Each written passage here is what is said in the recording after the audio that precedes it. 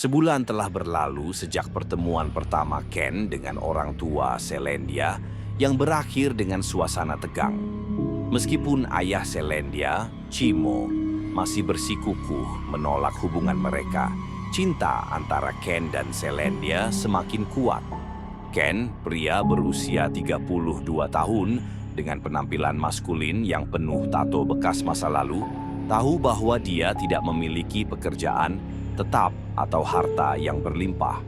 Namun, tekadnya untuk membahagiakan Selendia tidak pernah pudar.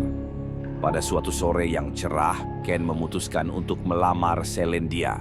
Mereka berada di taman kota yang tenang, dikelilingi oleh bunga-bunga yang bermekaran. Ken mengenakan jaket kulit hitam kesayangannya, sementara Selendia tampak anggun dengan gaun berwarna pastel.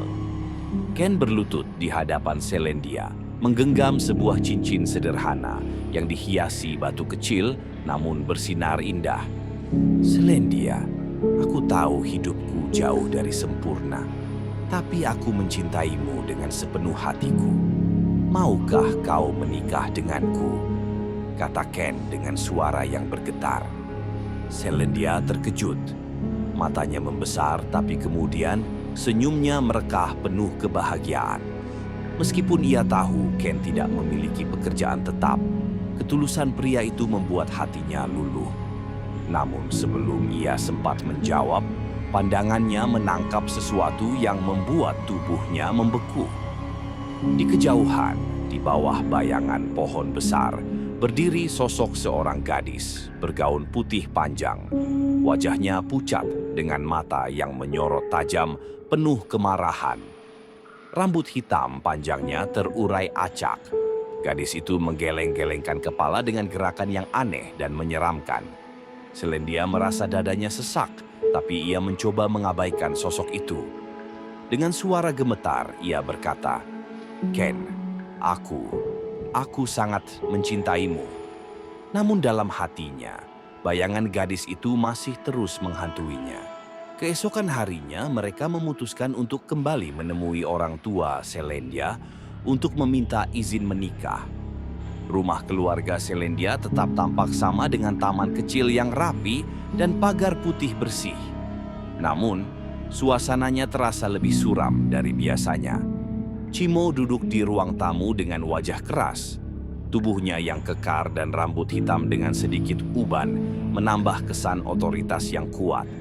Liza, istrinya yang memiliki wajah lembut dan rambut coklat gelap yang selalu tertata rapi, tampak cemas. "Ayah, ibu, kami ingin berbicara," kata Selendia dengan suara tegas. Chimo menatap tajam ke arah Ken yang duduk di samping Selendia dengan sikap tenang, meskipun jelas terlihat ada kegugupan di matanya. "Apa lagi yang ingin kalian bicarakan? Aku sudah bilang, aku tidak setuju dengan hubungan ini," kata Chimo dingin. "Ayah, aku ingin menikah dengan Ken," kata Selendia dengan penuh keberanian. Wajah Chimo langsung memerah. "Tidak. Aku tidak akan pernah merestui pernikahan ini.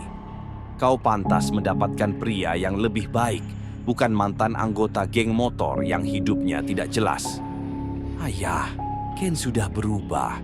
Dia orang yang baik dan mencintaiku," bantah Selendia dengan suara bergetar. "Cinta saja tidak cukup untuk membangun rumah tangga. Kau masih terlalu naif, Selendia," seru Chimo. Liza menangis melihat pertengkaran antara suaminya dan putrinya. "Chimo, tolong tenang. Dengarkan mereka."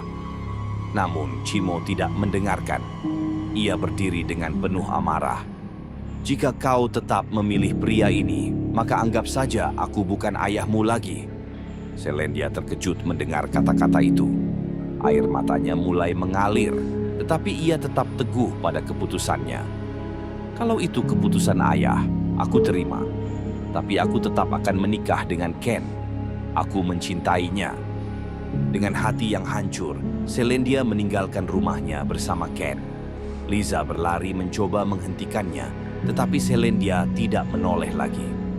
Setelah kepergian mereka dari rumah, Ken mengantarkan Selendia ke kosannya yang terletak tidak jauh dari tempat kerjanya. Motor Ken melaju pelan menembus jalanan malam yang sepi. Udara dingin menusuk kulit, tetapi mereka berdua tetap diam, tenggelam dalam pikiran masing-masing. "Terima kasih sudah mengantarku, Ken," kata Selendia saat mereka tiba. Ken tersenyum tipis. "Aku akan selalu ada untukmu. Besok, aku akan datang lagi." Setelah Ken pergi, Selendia masuk ke kamarnya yang kecil namun nyaman. Ia menyalakan lampu tidur yang memancarkan cahaya redup ke seluruh ruangan. Dengan tubuh yang lelah dan hati yang penuh emosi, Selendia merebahkan diri di tempat tidur. Namun saat ia hampir tertidur, suasana di kamar mendadak berubah. Udara terasa berat dan suhu ruangan turun drastis. Lampu tidur berkedip-kedip seolah ada yang mengganggunya. Selendia membuka matanya perlahan. Jantungnya berdegup kencang saat melihat sosok yang berdiri di sudut kamar. Gadis bergaun putih yang pernah dilihatnya di taman kini ada di depannya. Wajah gadis itu semakin jelas, pucat dengan mata merah yang menyorot tajam penuh kebencian.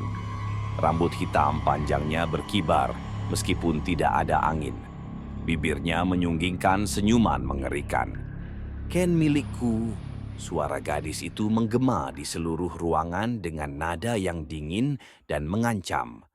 Selendia merasa tubuhnya membeku.